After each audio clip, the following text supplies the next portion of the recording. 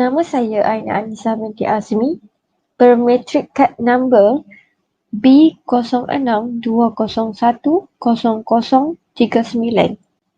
Saya akan membentangkan mengenai pengenalan kajian ini. Logistik bermaksud pembekalan kelengkapan dari satu tempat ke tempat yang lain. Antara syarikat yang menawarkan perkhidmatan logistik di Malaysia ialah Pusraju, JNT dan Javan. Oleh itu, terbukti bahawa logistik merupakan tulang belakang kepada e-dagang. E-dagang merupakan kaedah yang tidak asing dan sering digunakan di seluruh dunia. Oleh itu, tidak dinafikan lagi bahawa membeli belah di atas talian memudahkan kita.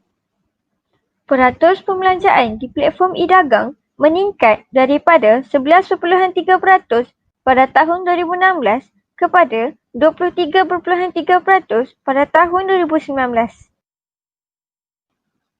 Namun begitu, terdapat kesan-kesan negatif yang diterima oleh pengguna e-dagang.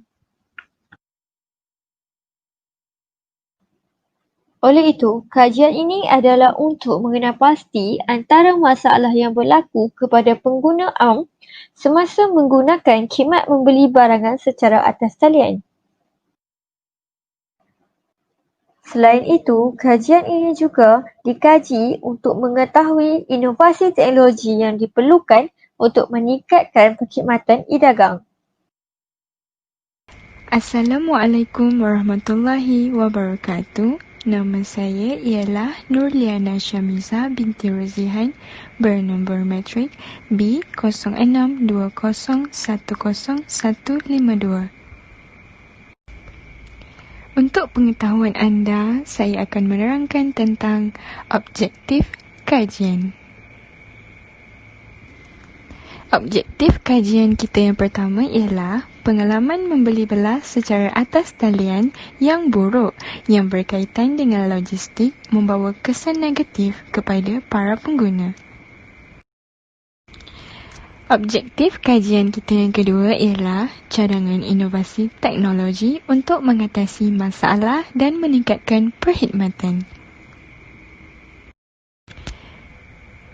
Seterusnya, saya akan menerangkan tentang metodologi kajian. Kajian tinjauan survei ini merupakan kajian inferensi dengan menggunakan data-data kuantitatif yang dipungut melalui borang soal selidik secara atas talian sahaja.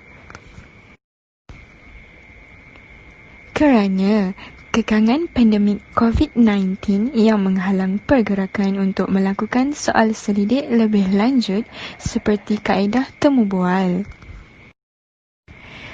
Data yang diperolehi daripada sampel rawa ini kemudiannya dianalisis dan dipersembahkan dengan statistik carta pai dan carta bar serta penerangan. Keputusan ujian statistik seterusnya akan memberi kesimpulan terhadap masalah penghantaran dalam persekitaran e-dagang.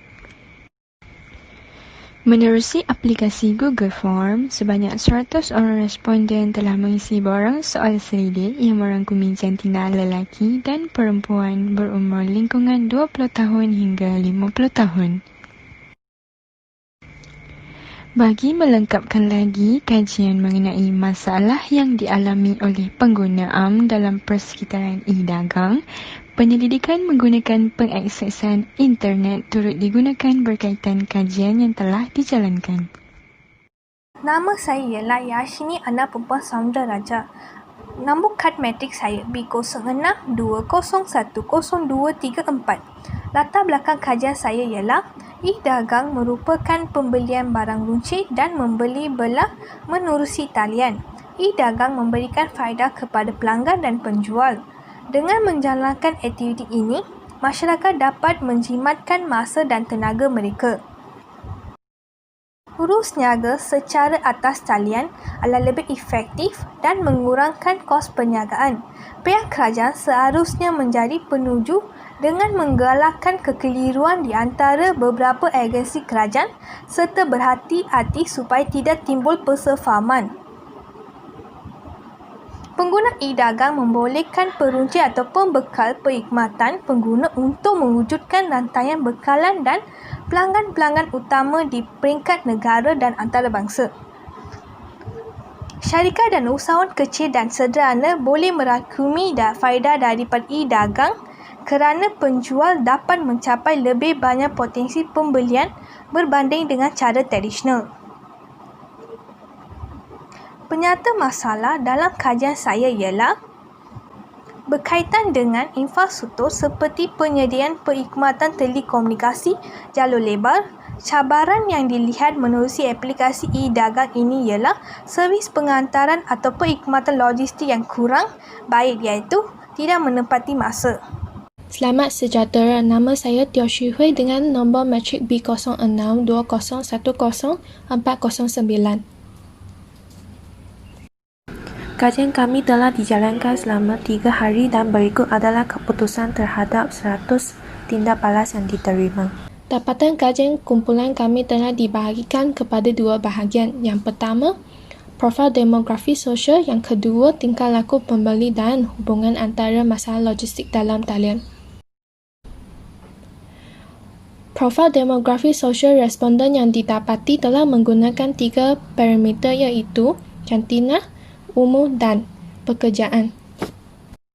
Antara jantina responden dalam survei kami, lelaki terdiri daripada 32% dan 68% daripada perempuan. Dalam bahagian umur pula, responden yang berada dalam lingkungan 21 hingga 30 telah merangkumi 40%. 60% responden pula terdiri daripada 27 orang bawah 20 tahun, 17 orang dalam 31 hingga 40 tahun dan 16 orang dalam 41 hingga 50 tahun. Parameter seterusnya, pekerjaan. Dalam hasil soal solidik kumpulan kami, pelajar telah menyumbang kepada 60% dari jumlah responden yang diterima. Responden yang bekerja dan tidak bekerja pula terdiri daripada 36% dan 4%. Seksyen kedua dalam dapatan kajian kami ialah tingkah laku pembeli dan hubungan antara masalah logistik dalam talian. Hasil dapatan dalam kekerapan membeli belah dalam talian menunjukkan bahawa majoriti responden iaitu 69 orang membeli belah dalam talian 1 hingga 2 kali sebulan. 3 hingga 5 kali pula terdiri daripada 27 responden dan 4 responden paling kelak menggunakan talian untuk membeli belah iaitu 6 kali sebulan. Dalam tahap kepuasan pula, majoriti responden yang mewakili 37 orang daripada mereka berasa sederhana, 26 responden berasa memuaskan dan 8 responden berasa tidak memuaskan. Selain daripada itu, 27 responden berasa baik dan 2 responden berasa sangat baik terhadap tahap kepuasan membeli belah dalam talian. Assalamualaikum warahmatullahi wabarakatuh. Nama saya Nur Fitra Ayuni binti Muhammad Fazli, bernombor matrik B0620103665. Saya akan menerangkan dapatan kajian bahagian 2. Pertama adalah masalah yang dihadapi ketika penerimaan barang. Terdapat 5 masalah yang disenaraikan di dalam borang kajian selidik, iaitu masa penghantaran yang lama, pembungkusan rosak masa diterima, pembungkusan dihantar kepada orang lain, ketiadaan di rumah ketika barang sampai dan penghantar tidak temui lokasi penerima. Separuh daripada pengisi borang ini mengalami masalah penghantar tidak menemui lokasi penerimaan walaupun mereka sudah memberi maklumat alamat yang lengkap. Kedua adalah jumlah pelanggan yang pernah melaporkan kerosakan. 58% daripada 100 pengisi tidak pernah melaporkan kerosakan, tetapi 42 pengisi pernah melaporkan masalah kepada syarikat perkhidmatan penghantaran barang secara bersemuka atau memberi komen di laman sosial rasmi syarikat tersebut.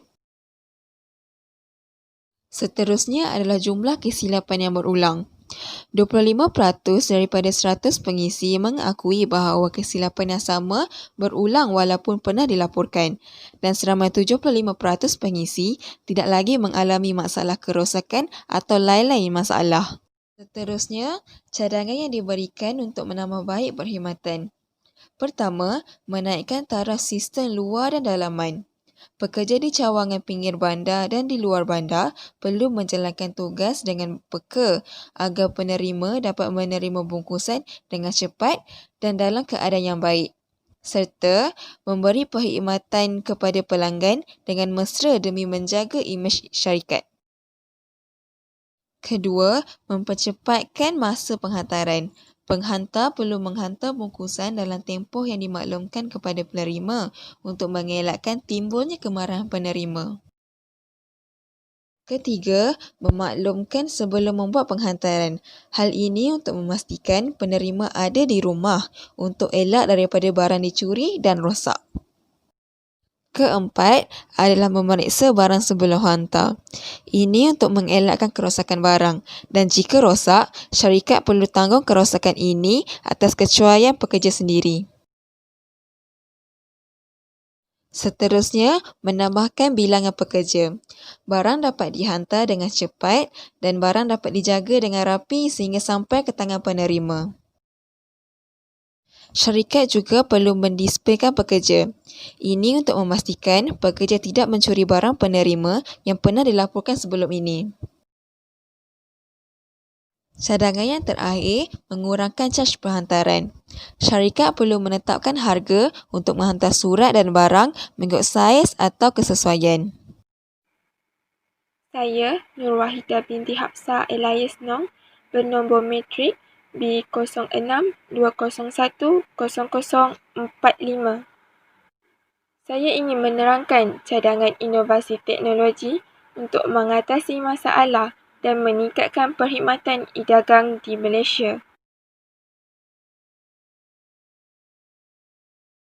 Yang pertama, meningkatkan kapasiti ejen serahan dan kaki tangan separuh masa bagi mempercepatkan pemprosesan isihan dan bungkusan dan mempercepatkan proses penerimaan bungkusan.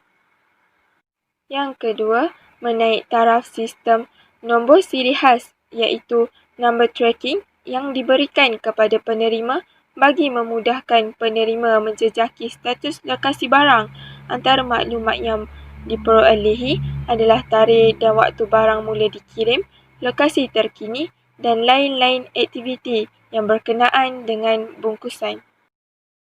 Yang ketiga, meningkatkan kapasiti penghantaran dan pemprosesan barang di seluruh negara, terutamanya Sabah, Sarawak dan kawasan pedalaman. Hal ini dapat membantu penduduk di kawasan tersebut untuk memudahkan urusan mereka membeli barangan secara atas talian. Seterusnya, ejen serahan hendaklah menghantar pesanan awal kepada pihak penerima sebelum tiba di lokasi agar barang yang dipesan dapat diterima dengan selamat kepada penerima. Seterusnya, pihak pemprosesan dan ejen serahan hendaklah mengendalikan bungkusan pengirim secara cermat dan berhati-hati.